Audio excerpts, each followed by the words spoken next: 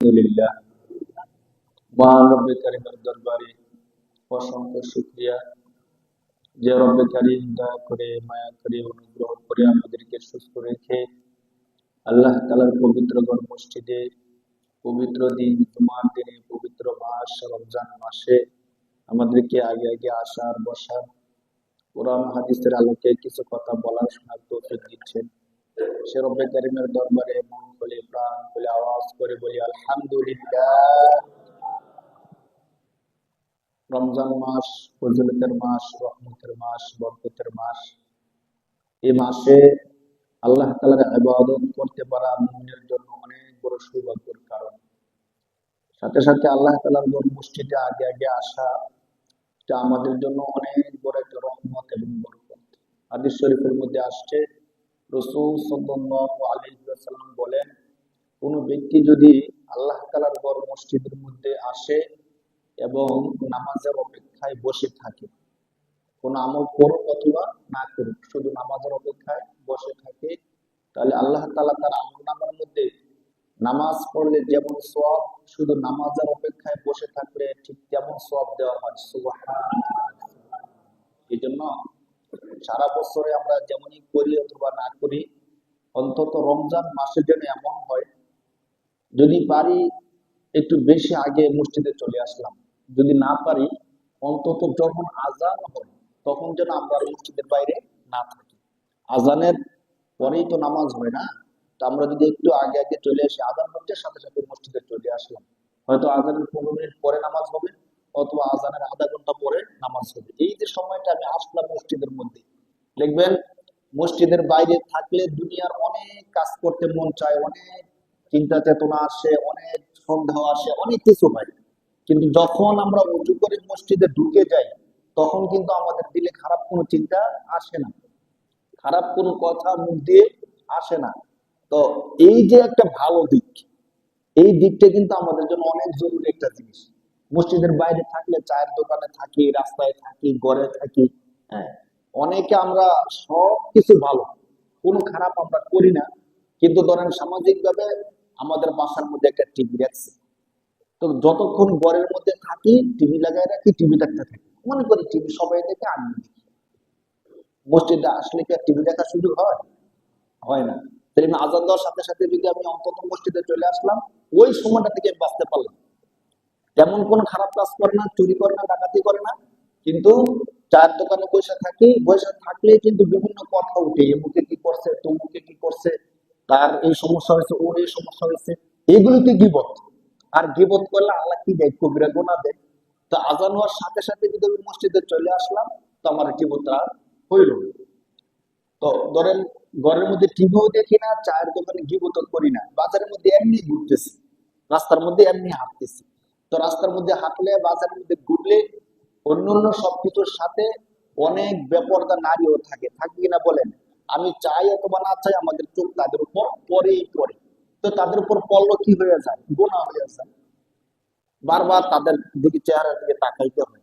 তো যদি আমি মসজিদের মধ্যে চলে আসি, বেপরদা নারীদেরকে আমার ঠিক করতে হয় না, দেখতে হয় না। তো দেখেন, সব দৃষ্টিকোণ থেকে আমরা যদি খেয়াল করি যে একটু আগে যদি মসজিদে চলে আসি, তাহলে আপনি একটু চিন্তা করেন যে প্রতি ওয়াক্তে আজান দেওয়ার সাথে সাথে যদি আমি মসজিদে চলে আসি, এখানে যদি 15 মিনিট বেশি সময় মসজিদে দেই, তো 5 ওয়াক্ত নামাজে 15 মিনিট করে দিলে কত সময় আমার বেশি হয়ে গেল না? তো হাসরের ময়দানে হাদিস শরীফের মধ্যে আসছে, রাসূল সাল্লাল্লাহু আলাইহি ওয়াসাল্লাম বলেন যে হাসরের ময়দানে আল্লাহ পাক প্রতিটা বান্দাকে 5টা প্রশ্ন করবেন। কয়টা প্রশ্ন ভাই? 5টা প্রশ্ন। এর মধ্যে একটা প্রশ্ন হলো, আমি আল্লাহ তোমাকে যে জীবন দান করছিলাম, যে যৌবন দান করছিলাম, যে সময় দান করছিলাম, এই সময়টা তুমি কোন পথে ব্যয় করছো? এখন আপনাদেরকে আমি বলি, সমাজের মধ্যে আমরা যারা স্বাভাবিকভাবে ঘরের মধ্যে টিভি রাখছি, যুক্তি যদি বলি যে টিভি রাখছেন কেন, তো ওদের বাচ্চা কাচ্চা ঘরে রাখতে পারি না, টিভি না থাকলে বাচ্চারা অন্যের ঘরে চলে যায়। তো নিজের ঘরে রাখার জন্য কি রাখছি? টিভি রাখছি, অন্তত আমার বাচ্চাটা আমার ঘরে থাকুক, আমার ঘরে থেকে থেকে টিভি দেখি। আরো অনেক যুক্তি আছে টিভি রাখার। অনেকে বলে ওদের খবর শুনি, অনেকে বলে এই শুনি ওই শুনি। আচ্ছা, এখন হাসরের ময়দানে আল্লাহ যখন আমাদেরকে প্রশ্ন করবে যে দুনিয়ার মধ্যে তোমাদেরকে আমি যে জীবন দিয়েছিলাম, এই জীবনটাকে কোন পথে ব্যয় করছো? যদি আমরা আল্লাহর কাছে এই জবাবটা দেই যে তেমন খারাপ কিছু করি নাই, চুরি করি নাই, ডাকাতি করি নাই, মিথ্যা কথা বলি নাই, শুধু ঘরের মধ্যে বসে বসে টিভি দেখছিলাম, জবাবটা কি ভালো হলো না খারাপ হইলো বলেন? আল্লাহর সামনে যদি এই কথাটা বলি, আল্লাহ রাগ করবে না বলেন? কিন্তু কথা তো সত্য। আমি বলি অথবা না বলি, ঘরের মধ্যে বসে বসে অবসর সময় কাটানোর জন্য নাটক দেখি, টিভি দেখি না আমরা অনেকে? তো রমজান মাস চেষ্টা করি এটা থেকে বিরত থাকতে। তো আমি যে কথাটা বলতেছিলাম, যদি আল্লাহর সামনে আমরা বলতে পারি যে আল্লাহ গোনা করছিলাম, মিথ্যা কথা বলছিলাম, বা বিভিন্ন কারণে গোনা হয়েছে ঠিক, কিন্তু যখনই আজান হয়েছে তখনই আমি কোথায় চলে আসছি? মসজিদে চলে আসছি। এই সময়টা অন্তত 15 থেকে 20 মিনিট সময় আল্লাহ আমি আপনার ঘরে ছিলাম, তাহলে আল্লাহর কাছে বলার মতো একটা সময় আমি কি পাইলাম। আর যদি ওই সময় মসজিদে না আসি, তাহলে আমি কি বলবো বলেন?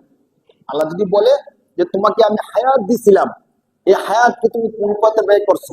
আমি যদি বলি আল্লাহ অনেক সময় গুনার কাজে ব্যয় করছি, কিন্তু কিছু সময় এমন আছে আল্লাহ যখন আমি আপনার ঘরে, যখন আজান হইতো সাথে সাথে আপনার ঘরে চলে আসছি। তাহলে একটু খেয়াল করেন, এই 10 মিনিট, 20 মিনিট, 15 মিনিট মসজিদে একটু আগে আগে আসলে অন্তত এই সময়টার কথা মানে সুন্দর করে গর্ব করে আল্লাহর কাছে বলা যায় যে আল্লাহ এতটুকু সময় আমি আপনার ঘরে ছিলাম। যদি এই কাজটাও না করি, আল্লাহর সামনে আমরা বলবোটা কি? হাসরের ময়দানে আল্লাহ তাআলা যে প্রশ্ন করবে, এই হাদিস তো সত্য, যে কোন বান্দা যতক্ষণ পর্যন্ত 5টা প্রশ্নের জবাব না দিবে, কবরের মধ্যে আমাদেরকে প্রশ্ন করা হবে 3টা। কয়টা প্রশ্ন ভাই? 3টা। আর হাসরের ময়দানে প্রশ্ন করা হবে 5টা। এর মধ্যে এই প্রশ্নটা তো অবশ্যই গুরুত্বপূর্ণ, যে তোমাকে আমি যে জীবন দিয়েছিলাম, এই জীবনকে তুমি কোন পথে ব্যয় করছো, গুনাহের পথে নাকি সওয়াবের পথে? তো আমরা তো মানুষ হিসেবে গুনাহ করি। যদি বলেন যে গুনার পথে ব্যয় করছে, তাহলে তো জাহান্নাম ছাড়া উপায় নেই। আর যদি কথাটা এইভাবে বলা যায় যে আল্লাহ গুনাহ করছে ঠিক আছে, কিন্তু যখন আজান দিত তখন কিন্তু আমরা আপনার ঘরে আমি চলে আসলাম, আল্লাহ তো তখন উসিলা খুঁজবে, আল্লাহ তো চাইবে ক্ষমা করে দেওয়ার জন্য না? তো আল্লাহ তো চাইলে এই উসিলা আমাদেরকে কি করতে পারে ভাই? কিন্তু এই উসিলা যদি না থাকে, আমাকে যে ক্ষমা করবে, ক্ষমা করার কোনো কি নাই, উসিলাও নাই, আমি আজান দিলেও মসজিদে আসছি না, তো আমাকে কিভাবে ক্ষমা করবে বলে? আর আল্লাহ পাক রব্বুল আলামিন যে আমাদেরকে প্রশ্ন করবেন, হাসরের ময়দান যে কায়েম হবে, এতে তো কোনো সন্দেহ নাই।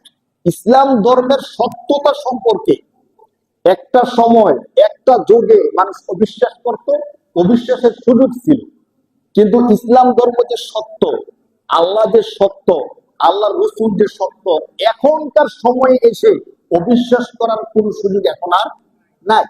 কেন নাই? দেখেন, হযরত আদম আলাইহিস সালাম যখন পৃথিবীর মধ্যে আসছেন, তখন কিন্তু পৃথিবীর সবেমাত্র শুরু। আদম আলাইহিস সালাম যখন পৃথিবীতে আসছেন, তখনও তেমন কিছু হয়নি। আদম আলাইহিস সালাম আসছেন, আস্তে আস্তে তার সন্তান হয়েছে, সন্তানরা দুনিয়ার মধ্যে বিস্তার লাভ করছে। তো দুনিয়ার মধ্যে বিধিবিধান গুলো আসতেছিল, আল্লাহ তাআলা বিধিবিধান গুলো দিতেছিলেন।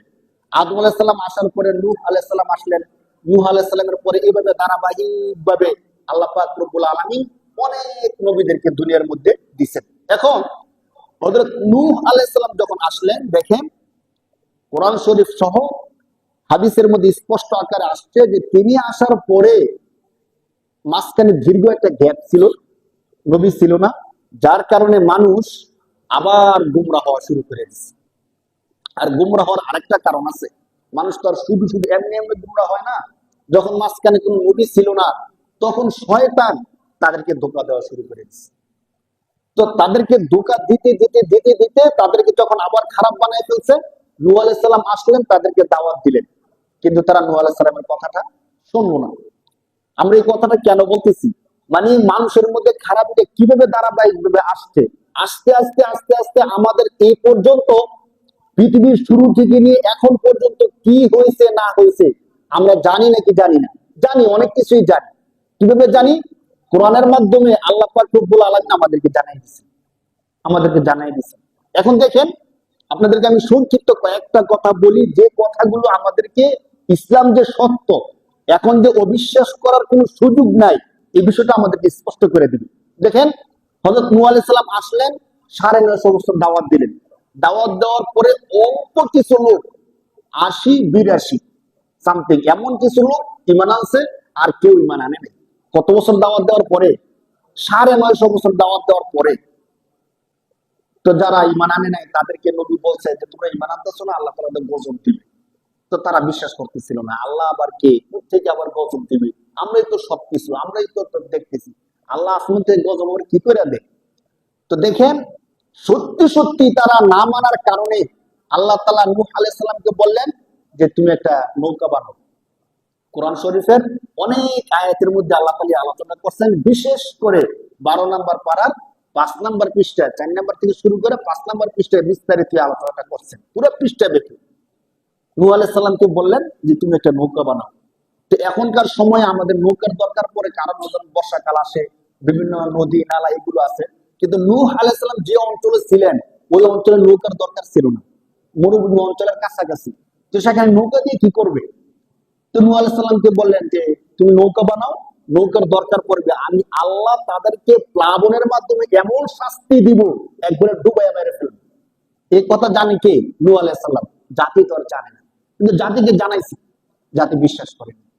যখন নূহ আলাইহিস সালাম নৌকা বানাইতেছিলেন তো তারা ঠাট্টা বিদ্রুপ করতেছিল। কোরআন শরীফে স্পষ্ট আসছে যে তারা নৌকার পাশ দিয়ে যাইতো আর ঠাট্টা বিদ্রুপ করতো। দেখো, আগে তো এমনি মাথা নষ্ট ছিল, এখন আরো বেশি মাথা নষ্ট হয়েছে। এমন মরুভূমির মধ্যে তিনি কি বানাইতেছে? নৌকা বানাইতেছে। মরুভূমির মধ্যে নৌকা চলে? তো বিশাল আকারে নৌকা তিনি বানাইছেন, তার ঠাট্টা বিদ্রুপ করতেছিল। তো আল্লাহ তাআলা বলতেছে তোমরা এখন ঠাট্টা করতেছো, তোমাদের সাথেও ঠাট্টা করা হবে, অপেক্ষা করো। তো দেখেন, তারা কিন্তু, আমি যে কথাটা বলতে চেষ্টা করতেছি, তারা কিন্তু জানতো না পরবর্তীতে কি হবে। মানে সত্যিকার অর্থে এমন প্লাবন হবে যে প্লাবনের সব ধ্বংস হয়ে যাবে, তারা কি জানতো? মানে নবী বলছে কিন্তু তারা তো বিশ্বাস করতেছে না। তো তারা জানতো না এমন হতে পারে। তো সত্যি সত্যি আল্লাহ তাআলা প্লাবন দিলেন, জমিনের নিচ থেকে পানি উঠাইলেন, আসমান থেকে বৃষ্টির মাধ্যমে পানি দিলেন। এই দুই দিকের পানি এসে এমন হলো যে নূহ আলাইহিস সালামের নৌকার মধ্যে যারা ছিল শুধু তারাই বাঁচলো, বাকি সব কি হয়ে গেল, ধ্বংস হয়ে গেল। এখন দেখেন, ওই জাতি ধ্বংসের আগের ঘটনা জানতো, কিন্তু ধ্বংসের পরের ঘটনা ওই জাতি জানতো না। আর আমরা যারা আছি ধ্বংসের আগের ঘটনাও জানি, পরের ঘটনাও কি জানি। তাহলে আমরা তখন কিন্তু তারা অস্বীকার করছে, কারণ তারা জানতো না কি হবে না হবে, ইসলাম সত্য কিনা, আল্লাহ সত্য কিনা, রসুল সত্য কিনা, তারা তো জানে না, অস্বীকার করে ফেলছে। কিন্তু আমাদেরকে অস্বীকার করার সুযোগ আছে? আমরা তো স্পষ্ট জানছি যে নূহ আলাইহিস সালাম যা বলছে তা 100 কি হয়েছে। তারা জানবে কি করে? তারা তো ধ্বংস হয়ে গেছে, পানির মধ্যে শেষ, তারা যায়নি, আর কোনো কি নাই, লাভ নাই। কিন্তু আমাদেরকে আল্লাহ এই ঘটনা কেন বলছেন? আমাদেরকে ঘটনা এই জন্য বলছেন যে দেখো, তোমাদের পূর্বে একটা জাতি ছিল যাদেরকে আমার নবী সতর্ক করছিল, কিন্তু তারা বিশ্বাস করে নাই, বিশ্বাস না করার কারণে আমি তাদেরকে ধ্বংস করে দিছি। তোমাদেরকে বলতেছি তোমরা কিন্তু অবিশ্বাস করো না। তোমরা তো জানছো আল্লাহ যে সত্য, নবীর কথা যে সত্য ছিল, তারা জানছে না, ধ্বংস হয়ে গেছে, জাহান্নামী হয়েছে। কিন্তু তোমাদের প্রতি আমার বার্তা হলো তোমরা অবিশ্বাস করো না, তোমরা জাহান্নামী হয়েও না। সুবহানাল্লাহ। এই মেসেজ আমাদেরকে কে দিচ্ছেন? আল্লাহ দিচ্ছেন। আরেকটা জ্বলন্ত ঘটনা দেখেন, হযরত সালেহ আলাইহিস সালাম যখন আসলেন, জাতিকে দাওয়াত দিলেন। ইতিহাস বলে যে পৃথিবীর মধ্যে যত জাতি আসছে, আদ সামুদ, তারা ছিল সবচেয়ে শক্তিশালী জাতি। দেহ ছিল তাদের অনেক বিশাল, এবং শক্তি ছিল অনেক, প্রচন্ড শক্তি ছিল তাদের গায়ে। প্রমাণ কি? আমরা স্বাভাবিকভাবে বাড়ি ঘর করি, ধরেন এখন তো ইটের বাড়ি ঘর করি, কাঠের টিনের বাড়ি ঘর করি। তারা কি করতো? পাহাড়ি এলাকায় পাথরের যে পাহাড় গুলো আছে, আপনারা জানেন যারা বিভিন্ন দেশে সফর করছেন, কিছু পাহাড় আছে পাথরের, তারা ওই পাথরের পাহাড় কেটে বাড়িঘর তৈরি করত। তাদের ক্ষমতাটা, তাদের শক্তিটা কি পর্যায়ের ছিল দেখেন। তাহলে ইতিহাস বলে যে পৃথিবীর মধ্যে সবচেয়ে শক্তিশালী জাতি ছিল আদ এবং সামুদ। তাদের পূর্বে এত শক্তিশালী জাতি আসে নাই, এবং তাদের পরেও এত শক্তিশালী জাতি আর আসবে না। এখন এই শক্তিশালী জাতির কাছে আল্লাহ তাআলা নবী হিসেবে প্রেরণ করলেন সালেহ আলাইহিস সালামকে। সালেহ সালাম আসলেন, আসার পরে তাদেরকে দিনের দাওয়াত দিলেন যে তোমাদের শক্তি আছে, ক্ষমতা আছে, সবকিছু তোমাদেরকে এগুলো দিছে কে? আল্লাহ। ঠিক আছে, তোমরা পাহাড় পাহাড় কাইটা বাড়িঘর বানাইতেছো, সবকিছু করতেছো, তোমরা আল্লাহ তাআলাকে মানো। তাহলে এখানে যেমন তোমরা শান্তিতে থাকতেছো, আখিরাতে তোমরা শান্তিতে থাকবা। তারা মানলো না। তারা বললো আমরা এত ক্ষমতাধর জাতি, আমাদেরও কি আল্লাহ হইতে পারে নাকি? বলেন নাউজুবিল্লাহ। একটা সত্য কথা কি জানেন, মানুষ দুইটা জিনিস যখন মানুষের মধ্যে চলে আসে, একটা হলো টাকা পয়সা সম্পদ, আরেকটা হলো ক্ষমতা, তখন সে মনে করে আমি স্বয়ং সম্পূর্ণ। দেখবেন যাদের এই দুইটা জিনিস অনেক বেশি আছে, তারা আল্লাহকে মানে বেশি মানতে চায় না। পাঁচ ওয়াক্ত নামাজ স্বাভাবিকভাবে আমরা যারা মধ্যবিত্ত আছি, স্বাভাবিকভাবে খেয়ে পরে সমান সমান আছে, দেখবেন তারা স্বাভাবিকভাবে পাঁচ ওয়াক্ত নামাজ পড়ে। এমপি, মন্ত্রী, চেয়ারম্যান স্বাভাবিকভাবে পাঁচ ওয়াক্ত নামাজ, কথা সত্য না মিথ্যা বলেন, একবারে পাঁচ ওয়াক্ত নামাজ। স্বাভাবিক এমপি যারা আছে পাঁচ ওয়াক্ত নামাজ পড়তে চায়? পড়তে চায় না। কোন নামাজটা পড়বে? তাহলে জুমার নামাজটা অথবা ঈদের নামাজটা, বেশি থেকে বেশি বড় কেউ মরলে জানাজার নামাজটা। এলাকার নেতা কেউ মারা গেছে, এমপি সাহেব আসছে, তার কি নামাজ পড়তে বলেন? জানাজা নামাজ। না পড়লে কি হবে? এক এলাকার একটা গণ্যমান্য লোক মারা গেছে, এমপি সাহেব জানাজা আসে নাই, এটা খারাপ দেখা যায়, সামনে ভোট ব্যাংক কমে যাওয়ার সম্ভাবনা আছে। জুমার নামাজটা না পড়লে মানুষ বলবে মুসলমান, এমপি সাহেব মুসলমান, জুমার নামাজটা পড়ে না। তাহলে এই নামাজগুলোকে সোয়াবের উদ্দেশ্যে নাকি মানুষকে দেখানোর উদ্দেশ্য হয়? দেখানোর উদ্দেশ্য হয়।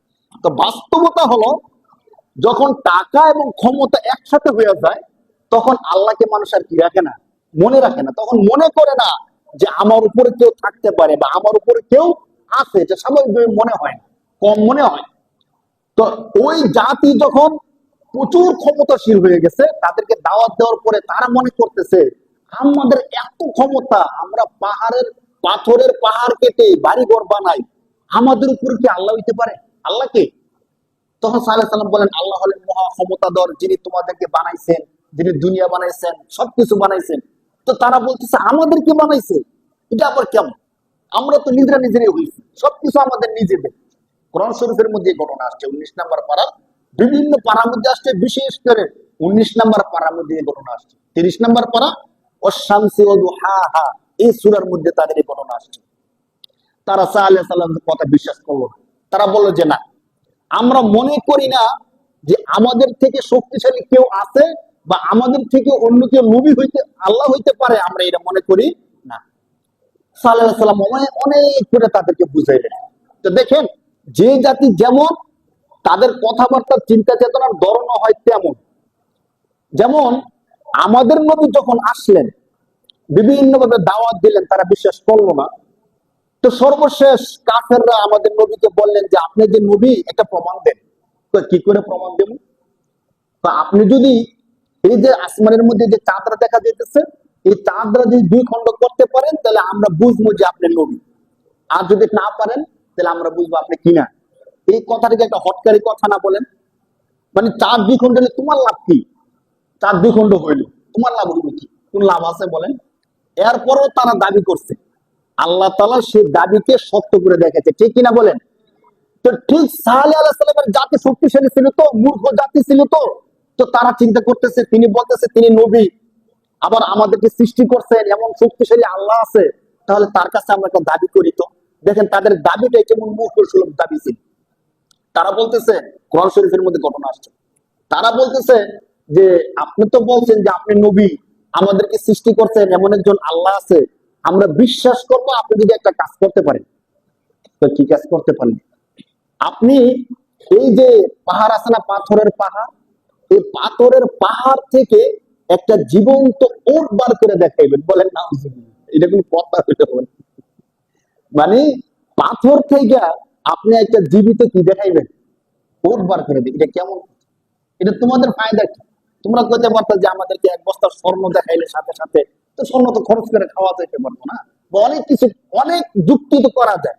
তারা কি বললো যে আমরা তো পাথরের পাহাড় থেকে বাড়িঘর বানাই, তো আপনি যদি সত্যি নবী হয়ে থাকেন, আমাদের থেকে ক্ষমতাধর আল্লাহ যদি থাকে, আমরা তো পাথর থেকে বাড়ি বানাই, আপনি পাথর ফাটাইয়া আপনার আল্লাহকে বলেন পাথর ফাটাইয়া যেন একটা জীবন্ত ওট বার করে দেখেন।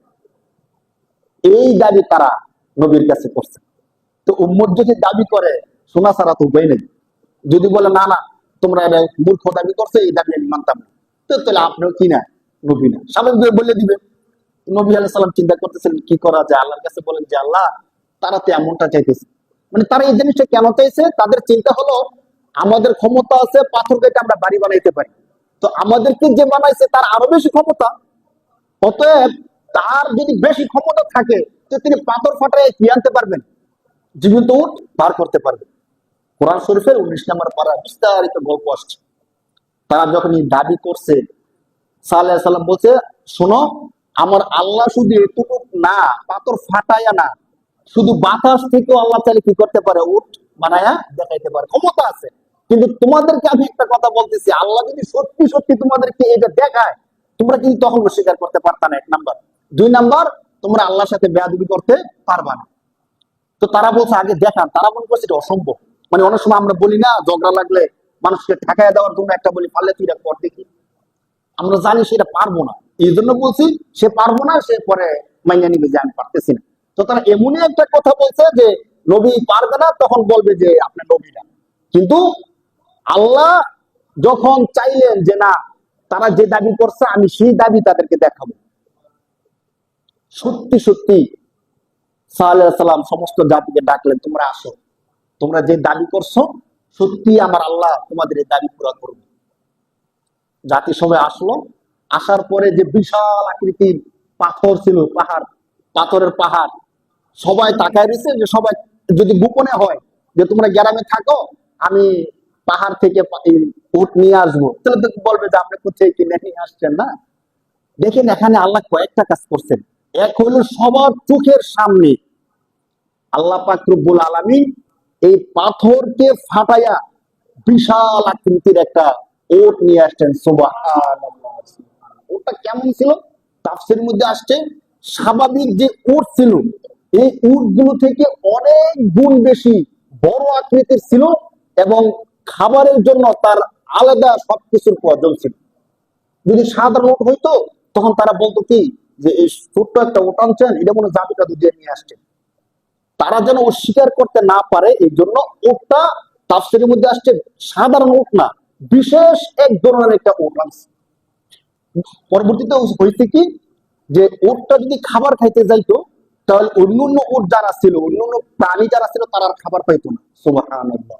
ওটার খাবারটা কি অবস্থা ছিল! আর যে গাছ থেকে পানি খাইলে অন্য উটগুলো আর পানি খাওয়ার জন্য পানি পাইতো না। এই জন্য আল্লাহ পাক রব্বুল আলামিন একটা দিন ঠিক করে দিয়েছেন যে ওটা দুনিয়ার মধ্যে থাকবে একদিন, সপ্তাহে একদিন শুধু এই উটটা কি খাবে, পানি খাবে, খাবার খাবে, পানি খাবে। আর যেই দিন এই উটটা পানি খাবে, খাবার খাবে, ওই দিন তোমরা তোমাদের পশুগুলোকে খাবার আর পানিও খাওয়াতে যায় না। তো দেখেন আমি যে আলোচনাটা করতেছিলাম যে তারা কিন্তু একটা হটকারী দাবি করছে যে আপনি পাথর ফাটাইয়া একটা জীবন্ত কি দেখান, উট দেখান। আল্লাহ সত্যি সত্যি পাথর ফাটাইয়া একটা জীবন্ত উট দেখাইলেন, এবং শুধু উট, সাধারণ উট না, অসাধারণ একটা উট, যে সাপকে একবার খাইলে অন্য প্রাণীগুলো খাবারের খানা আর পায় না। তো এই ঘটনা যে দেখাইছেন, এটা গোপনে নাকি সবার চোখের সামনে? এখন কি অবিশ্বাস করার কোনো কিছু আছে? না। এখন একটা বিষয় এখন আমরা আলোচনাটা করি।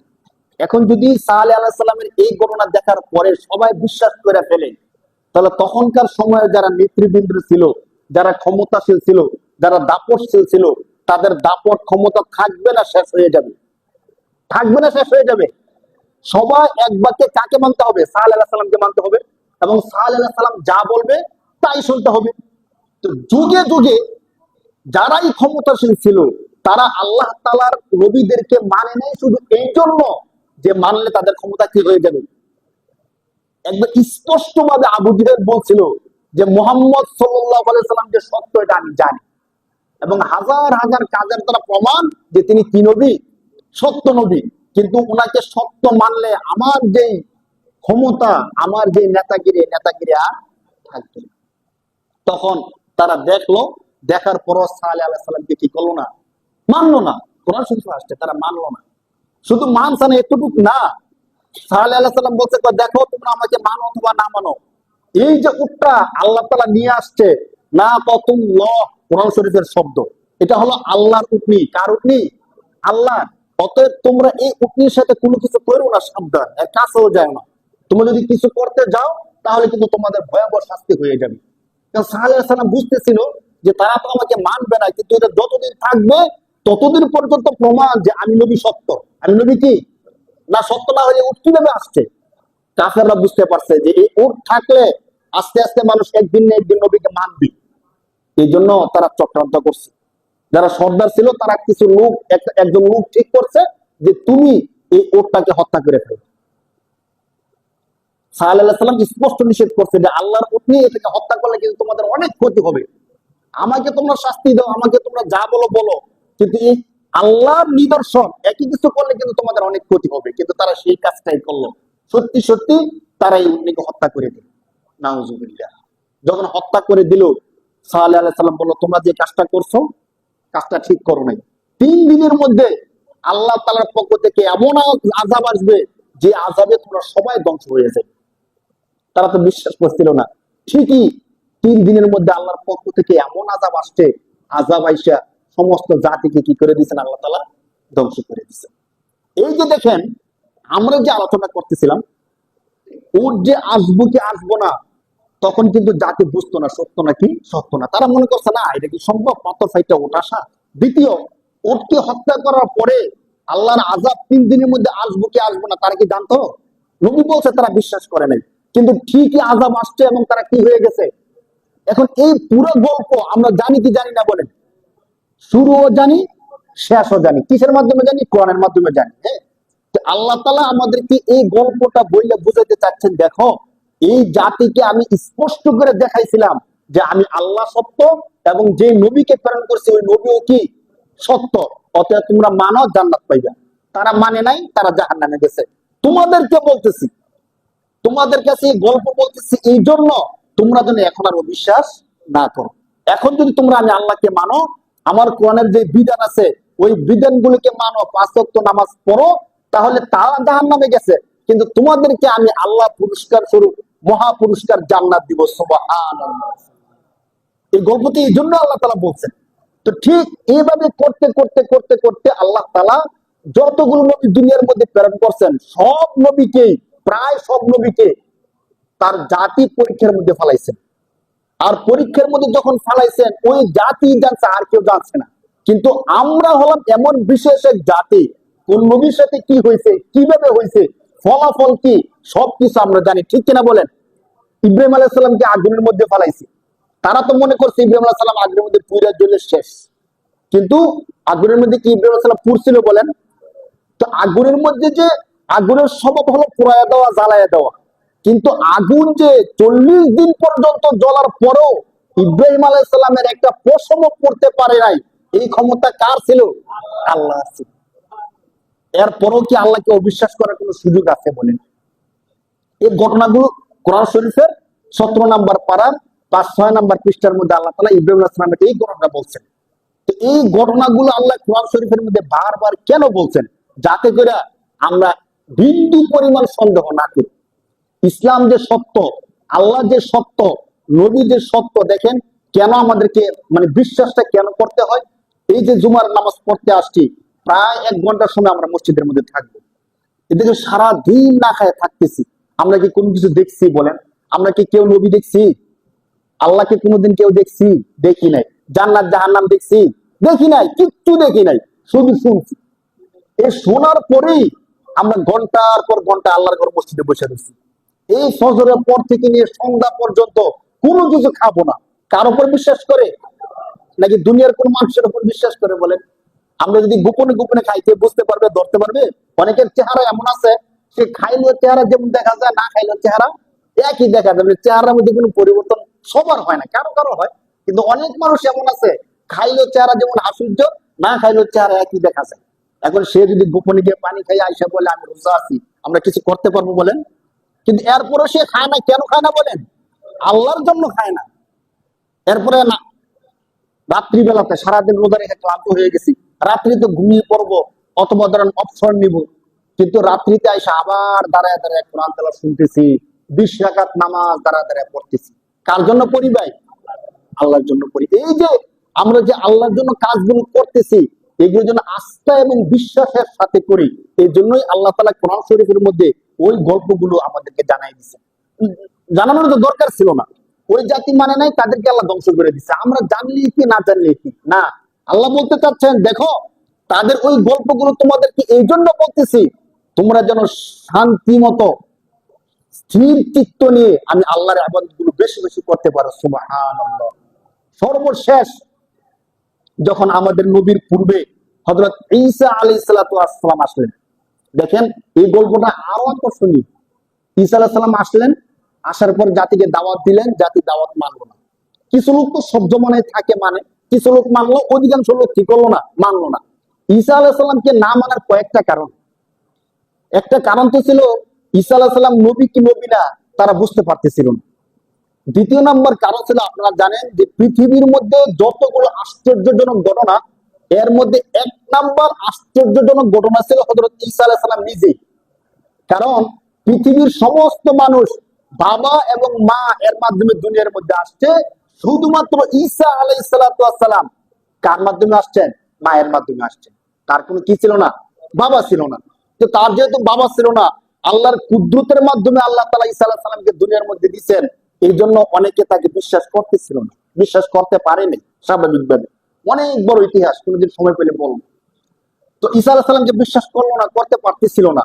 তখন তার আশেপাশে যারা ছিল তারা বলতেছিল যে আমাদের মনের সন্দেহ দূর করার জন্য, বা যারা আপনাকে নবী মনে করে না, আপনাকে অবিশ্বাস করে, বা যারা আপনাকে নিয়ে ভিন্ন মন্তব্য করে, তাদেরকে দেখানোর জন্য আপনি আমাদেরকে একটা কারবার দেখান।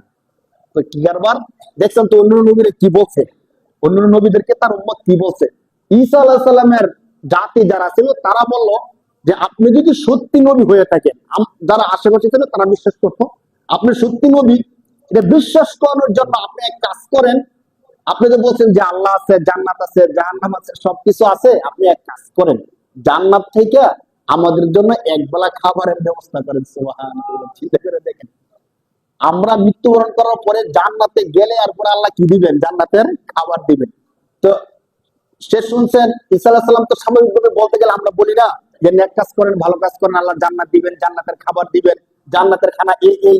আপনাকে কেউ কোনদিন বলছেন যে ওই যে ঠিক আছে তাহলে আল্লাহকে একদিন বলেন আমাদেরকে জান্নাতের খাবার দিতে? এমন কথা কিন্তু আমাদের মনেও কি আসে না। কিন্তু কেমন জাতি ছিল চিন্তা করে দেখেন। যখন বয়ান করছে তাদেরকে বুঝাইছে যে ভালো কাজ করলে জান্নাত পাবেন, খারাপ কাজ করলে জাহান্নামে যাইবেন। তো তারা বলতেছে আচ্ছা তাহলে এক কাজ করেন, জান্নাতে যাওয়ার পরে তো সারা জীবন থাকবো, খাবো, তো এখন অন্তত এক বেলার জন্য জান্নাত থেকে আমাদেরকে কি এনে দেন? খানা এনে দেন। চিন্তা করেন, এটা কি খালি কথার কথা যে জান্নাত থেকে খানা এনে দেবেন? তো এমন তো বিষয় না যে ঠিক আছে আপনার বাড়িতে গিয়ে ঘুমান, সকালে উঠে দেখবেন জান্নাতে খাবার এসে রয়েছে। এমন করলে তো তারা কি করবে না?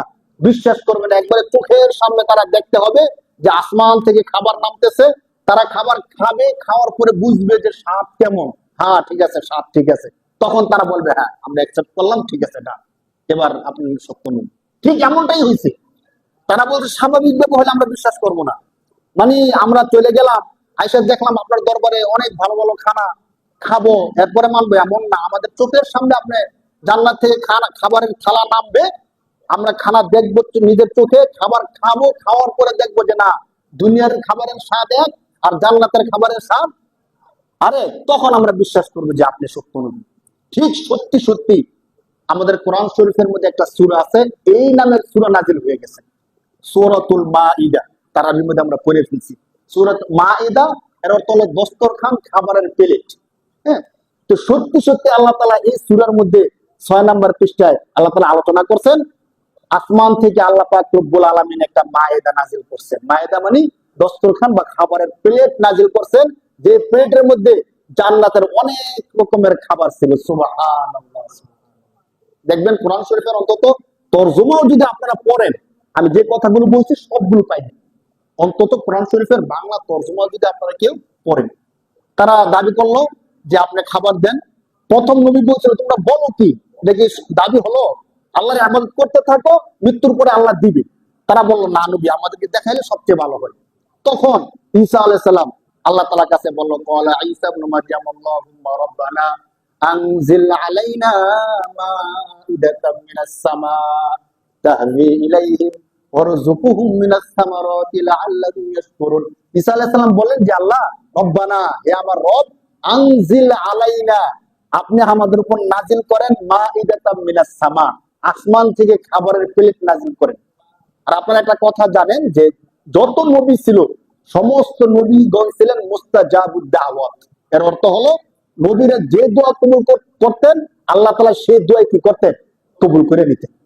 তো তিনি যখন দোয়া করলেন আল্লাহ তাআলা তার এই দোয়া কবুল করছেন। বাকি আল্লাহ তাআলা একটু কথা বলছেন যে শোনো নবী, তারা যে দাবি করছে আমি দাবি পুরো করব, কিন্তু এই দাবির পরেও যদি আপনাকে কেউ অস্বীকার করে, লাউ আযিবান্নাহু আযাবান শাদীদা, আমি আল্লাহ তাদেরকে প্রচন্ড রকমের শাস্তি দিব। কেন? কারণ আমরা শুধু শুনছি, মানতেছি না, কিন্তু চোখের সামনে দেখার পরেও যদি কেউ অস্বীকার করে তার কিন্তু আর কোনো কি নাই, ছাড় নেই। তো যুগে যুগে এই গল্পগুলো আসছে। ঠিক আসমান থেকে খাবারের বর্তন আসছে, খাবারের মধ্যে জান্নাতের খাবার ছিল, যারা দাবি করছে তারা সবাই খাবার কি করছে, খাইছে। খাওয়ার পরে বুঝছে যে না সত্যি এটা জান্নাতের খাবার। এরপরে গিয়ে বলছে যে হ্যাঁ নবী, আপনি কি নবী? সত্য নবী। চিন্তা করে দেখেন, এই ঘটনা হলো আমাদের নবীর আগের নবীর ঘটনা, হযরত ঈসা আলাইহিস সালামের ঘটনা। এই ঘটনাগুলোই তো প্রমাণ হয়ে যায় যে আল্লাহ সত্য, ইসলাম সত্য, নবী সত্য। ঠিক কিনা বলেন? এই গল্পগুলো মানে ইসলাম সত্য হওয়ার জন্য কি আর কোনো কিছু দরকার পড়ে? এখন দেখেন, এই সবগুলো ঘটনা কোরআন শরীফের মধ্যে আসছে, এর মানে হলো আমি যে কয়েকটা গল্প বলছি এই সবগুলো ঘটনা কোথায় আছে? সরাসরি কোরআনে আছে। আমি আপনাদেরকে রেফারেন্স দিয়ে বলছি। তো কোরআনের মধ্যে আছে, এর মানে হলো ঘটনাগুলো সত্য। আর ঘটনাগুলো সত্য এর মানে হলো আল্লাহ সত্য, আল্লাহ রসুল সত্য, কোরআন সত্য, ইসলাম সত্য। ঠিক কিনা বলেন? এখন যদি সত্যি আল্লাহ সত্য হয়, কোরআন সত্য হয়, ইসলাম সত্য হয়, তাহলে কোরআনের যতগুলো কথা বিধান আছে এই বিধানগুলো সত্য নাকি মিথ্যা? সত্য। কোরআনের সমস্ত বিধানগুলো যদি সত্য হয়, আমরা যদি এই বিধানগুলো না মানি, আমাদের জন্য জান্নাত নাকি জাহান্নাম? জাহান্নাম সরাসরি। মানে এই সবগুলো সত্য প্রমাণ হয়ে যাওয়ার পরেও আমি যদি নামাজ ছেড়ে দিই, যে হাদিসের মধ্যে রাসূল সাল্লাল্লাহু আলাইহি সাল্লাম বলছেন যে নামাজ ছেড়ে দিলে, একজন ব্যক্তি যদি নামাজ ছেড়ে দেয় তার জন্য হাজার হাজার বছর জাহান্নাম। কি বলেন? আমরা কি একদিনের জন্য জাহান্নামের আগুন সহ্য করতে পারবো বলেন? সম্ভব? যদি কোরআন সত্য হয়, নবী সত্য হয়, তাহলে নামাজ না পড়লে জাহান্নামে যেতে হবে, কথা সত্য না মিথ্যা? আরেকটা কথা জিজ্ঞেস করি, কঠিন হয়ে যায়। যদি সবকিছু সত্য হয়, সুদি কারবার করলে জাহান্নামে যেতে হবে, কথাটা সত্য নাকি মিথ্যা? এই কথা যদি আমি এখান থেকে বলি, দেখি আপনারা রাগ করার বিষয়। কারণ আমি তো আপনাদেরকে কোরআনের বিধানটা জানাই দিতেছি। কেউ যদি রাগ করে কোরআনের সাথে রাগ করবে, কেউ রাগ করলে অন্য কিছুর সাথে রাগ করবে, নাকি এখান থেকে যারা বলে তাদের সাথে রাগ করবে? তাদের সাথে যে রাগ করে কেমন হয়ে গেল? কারণ আমাদেরকে তো এখানে বসানো হয়েছে কোরআনে কি আছে বলার জন্য। ঠিক কিনা বলেন? হাদিসে কি আছে বলার জন্য। এখন আমি এখানে বসে যদি কোরআনের কথাটা না বলি, হাদিসের কথাটা না বলি, কতগুলো কিচ্ছা কাহিনী, মিষ্টি খাওয়ার সুন্নত, শুধু সুন্নত মানে মিষ্টি খাওয়ার গল্পগুলো যদি বলি, কোরআনের কথাগুলো যদি না বলি, আমি কি আমার দায়িত্বটা পালন করলাম? তাহলে কি লাভ হলো আমাকে এখানে বসে? তো দেখেন, এই জন্য আমি যে কথাগুলো বলি, কথাগুলো যদি কোরআন থেকে বলি, আমি যে কথাগুলো বলি যদি সহিহ হাদিস থেকে বলি, তাহলে কি আমার উপর রাগ করার কোনো বিষয় আছে ভাই? না। বরং মনে মনে বলতে হবে, আমি যদি অপরাধের করে থাকি, অপরাধের জন্য ছেড়ে দিই। ঠিক কিনা বলেন? আর যদি অপরাধ না করে থাকি, আলহামদুলিল্লাহ, আমি আল্লাহর একটা সাচ্চা একটা বান্দা, যে বান্দাকে আল্লাহ পুরস্কার স্বরূপ জান্নাত দিবেন। সুবহানাল্লাহ। আল্লাহ বলছেন, বান্দা তোমরা যদি দুনিয়ায় থেকে কোরআনকে সত্য মেনে কোরআনের বিধানগুলো মানতে পারো, আমি আল্লাহ আ'দাতু লিইবাদিয়াস সালিহিন মা লা আইনুন রাআত ওয়ালা উযুনুন সামিআত ওয়ালা খাতারা আলা কলবি বাশার। আল্লাহ বলেন, বান্দা যদি দুনিয়ার মধ্যে থেকে কোরআনকে সত্য মেনে আমি আল্লাহর ইবাদতগুলো করতে পারো, আমি আল্লাহ জান্নাতের মধ্যে তোমাদের জন্য এত চমৎকার ভাবে বাগান সাজাইছি, যে জান্নাতের বাগান কোন চোখ দুনিয়ায় কোনোদিন দেখে নাই। সুবহানাল্লাহ। আল্লাহ বলেন, দুনিয়ার সব দেখছো, কিন্তু আমি আল্লাহ তোমাদের জন্য এত চমৎকার জান্নাত সাজাইছি, যে জান্নাত দুনিয়ার মধ্যে কোন চোখ কোনোদিন দেখে নাই। ওয়ালা উযুনুন সামিআত, কোন কান এই জান্নাতের বর্ণনা কোনোদিন শুনে শেষ করতে পারে নাই। ওয়ালা খাতারা আলা কলবি বাশার, শুধু এতটুকু না, কোনোদিন তোমরা কল্পনা করেও শেষ করতে পারবে না। সুবহানাল্লাহ। অনেক কিছু আছে হয়তো আমরা দেখছি, না দেখলে আমরা শুনছি, না শুনলেও আমরা কিন্তু মনে মনে অনেক বড় বড় বিষয় কল্পনা করি। ঠিক কিনা বলেন? মানে মনে মনে মনে করি যে আমার 100 তলা একটা বিল্ডিং হবে, স্বর্ণের একটা বাড়ি হবে, অনেক কিছু কল্পনা করতে পারি না? আমাদের এমন শক্তি আছে, কল্পনা তো করতে পারি অন্তত। কিন্তু আল্লাহ বলতেছেন, বান্দা আমি আল্লাহ যে জান্নাত তোমাদের জন্য সাজাইছি, তোমরা কল্পনাও করতে পারবা না এত সুন্দর। সুবহানাল্লাহ। চিন্তা করে দেখেন তো ভাই, ওই জান্নাত যদি পাইতে হয়, আমাদেরকে আল্লাহর বিধানগুলো মানতে হবে কি হবে না বলেন ভাই? যে আল্লাহ আমাদেরকে নামাজ পড়ার জন্য বলছেন, মসজিদে আসছি নামাজ পড়তে, ওই আল্লাহ আমাদেরকে আবার জাকাত দেওয়ার কথা বলছে, ঠিক কিনা বলেন? যে আল্লাহ নামাজ পড়তে বলছেন সে আল্লাহ কি দিতে বলছেন? জাকাত দিতে বলছেন। অতএব আমরা যেমন নামাজ পড়তেছি, আল্লাহর বিধান মানতেছি, ঠিক জাকাত যদি দেই তাহলে কার বিধান মানা হবে? আল্লাহর বিধান। জাকাত যদি না দিই আল্লাহর বিধান মানা হবে না। এমন না যে আল্লাহর একটা বিধান মানলাম আর একটা বিধান মানলাম না, এর নাম মুসলমান না। যদি মানি আমাকে সবই মানতে হবে। যদি আমাকে জান্নাত পেতে হয় কি করতে হবে ভাই? সবই মানতে হবে। রমজান মাস আপনারা জানেন প্রতি বছরই এই মাস যখন ঘুরে আসে, অন্য অন্য সমস্ত আবাদতের সাথে গুরুত্বপূর্ণ একটা আবাদত থাকে দান সৎকার। কি ভাই? দান সৎকার। অতএব আমরা যেন জাকাতের যে টাকাটা দেই, ফেতরার যে টাকাটা দেই, দান সৎকার করলে যেমন সওয়াব হয়, জাকাত এবং ফেতরা গুলো আদায় করলে এর চেয়ে আরো অনেক বেশি সওয়াব হয়। সুবহানাল্লাহ। এই জন্য আপনারা একটা কাজ করবেন, আমাদের যত সম্পদ আছে জাকাত দেওয়ার সবাই, যদি অনেকে এমন মনে করে কি আমার যে অবস্থা, যে টাকা পয়সা ঋণ, আমার মনে হয় জাকাত আসে না, মানে আমরা মনে মনে কই যে আমার মনে হয় জাকাত আসে না, সে জাকাত আর দেয় না। এমন না করি ভাই। আপনি মনে মনে ভাবতেছেন আমার মনে হয় জাকাত আসবে না, আমার তো অনেক টাকা ঋণ, কিন্তু যদি এমন হয় যে মাসালায় কোন দিক থেকে এমন হয়েছে যে আপনার জাকাত আসে, তখন আপনি কি করবেন? আপনি ভাবছেন জাকাত আসে না, এই জন্য আপনি জাকাত দিলেন না, কিন্তু শরিয়ার দৃষ্টিকোণ থেকে আপনার জাকাত আসছে। তো জাকাত না দেওয়ার কারণে যে টাকাটা রয়ে গেছে, এই টাকাটা হয়তো আপনি খাইবেন, নয়তো আপনার স্ত্রী খাবে, নয়তো আপনার লাইফে দিয়ে দিলে আপনার সন্তানরা খাইবে। তাহলে আপনার সন্তানরা কিসের টাকা খাইছে ভাই? জাকাতের টাকা খাইছে। কেমন হয়ে গেল মানে বিষয়টা? অনেক মা বোনরা আছে কানের মধ্যে জিনিস পরিধান করে, স্বর্ণের জিনিস পরিধান করে, স্বর্ণের মালিক। তো মনে করে কি যে স্বর্ণের জিনিস পরিধান করতেছি, স্বর্ণের জিনিস পরিধান করতেছি, এগুলোর উপর কি আর জাকাত আসে? জাকাত দেন। তাহলে আপনি জাকাত না দেওয়ার কারণে মনে করছে জাকাত আসে না, এই জন্য জাকাত দেয় না। তাহলে প্রতি বছর বছর জাকাত না দেওয়ার কারণে কতগুলো গুনাহ আমাদের হচ্ছে। মা বোনরা যে স্বর্ণের জিনিসগুলো পরিধান করে, আপনাদেরকে ছোট্ট একটা মাসালা আজকে বলে দিই, এরপরের জুমায় আমরা জাকাত এবং ফিতরার মাসালাগুলো বিস্তারিত বলবো। মা বোনরা যে স্বর্ণ রূপা ইত্যাদি পরিধান করে তার উপর জাকাত আসে যদি জাকাতের যোগ্য হয়। যেমন আপনাদেরকে বলি, জাকাত এবং জাকাতের বিষয়টা হলো, যখন 52.5 ভরি রূপা এবং 7.5 ভরি স্বর্ণ হয় তখন জাকাত আসে। তো আপনারা অনেকে এমন আছে যে আমাদের কাছে তো এত স্বর্ণ এত রূপা নাই, এই জন্য মানে আমরা যে ভুলটা বুঝি, কেন বুঝি আপনাদেরকে একটু বলি। মানে মনে করি কি 7.5 ভরি স্বর্ণ এত 15-16 লাখ টাকার কারবার, আর 52.5 ভরি রূপা অনেক টাকা না, তো এত কিছু তো আমাদের নাই, তো জাকাত কিভাবে আসবে? এটা তো একটা মাসালা। বাকি কোন মায়ের কাছে যদি, কোন মা বা বোনের কাছে যদি আপনার স্বর্ণ থাকে, রূপাও থাকে, কিছু নগদ টাকাও থাকে, তখন সবকিছু মিলে যদি এর মূল্য 80 থেকে 90 হাজার টাকা হয় তখন জাকাত ফরজ হয়েছে। এখন 7.5 ভরি 52.5 ভরি কখন? যদি কোনো কারো কাছে শুধু স্বর্ণ আছে আর কিচ্ছু নাই, রূপাও নাই, টাকাও নাই, কি আছে শুধু ভাই? শুধু স্বর্ণ, তখন 7.5 ভরি। আর টাকাও নাই, স্বর্ণও নাই, শুধু রূপা আছে, তাহলে 52.5 ভরি। আর যদি এমন হয় স্বর্ণ এবং রূপা দুইটা একসাথে আছে, তখন মূল্য যদি, তখন আর ভরি টরি কোনো কিছু না, তখন মূল্য চলে আসে। তখন মূল্য যদি 80 থেকে 90 হাজার টাকা হয়, জাকাত ফরজ হয়ে যায়। ধরেন স্বর্ণ আছে 50,000 টাকার, রূপা আছে 20,000 টাকার, কত হইল? 70,000। আর নগদ টাকা আছে 10,000, কত হইল? 80,000। তাহলে তারপর জাকাত চলে আসবে। 40 ভাগের 1 ভাগ, 40-এ 1,000, 80-তে কত হাজার? 2,000 টাকা জাকাত দিতে হয়। জাকাত যদি কেউ দেয়, তার সওয়াব হিসাবে উলামায়ে কেরামগণ বলছেন, 1 নম্বরে তার ইসলাম শরিয়া পূর্ণ হয়, 2 নম্বরে তার মালের মধ্যে আল্লাহ বরকত দেন, 3 নম্বরে সমস্ত রোগ বালা মুসিবত আযাব গজব থেকে আল্লাহ বান্দাকে রক্ষা করে। সুবহানাল্লাহ। এজন্য জাকাতকে আমরা চাপ না মনে কইরা, আল্লাহর পক্ষ থেকে রহমত মনে কইরা, আমাদের যাদের উপর জাকাত আসছে আমরা সবাই হিসাব করে জাকাত গুলো দিয়ে দেব ইনশাআল্লাহ। আপনাদের কাছে আমার একটা কথা হলো, আপনারা এককভাবে কোন একজন আলিমের সাথে যোগাযোগ করেন, সবাই একজন আলিমের সাথে যোগাযোগ করেন যে আমার এই আছে এই নাই, আমি এই অবস্থায় আছি, এখন যদি আপনি বলেন আমার জাকাত আসে কিনা বা আমার ফিতরা দিতে হয় কিনা, জাকাত দিতে হলে কত দিতে হবে, ফিতরা দিতে হলে কত দিতে হবে। একজন আলিমের সাথে আমরা তো কথাগুলো বলে দিই সবার জন্য, তো সবার জন্য কথাগুলো বলতে গেলে বিস্তারিত বলা যায় না, মোটা দাগে কথাগুলো বলতে হয়।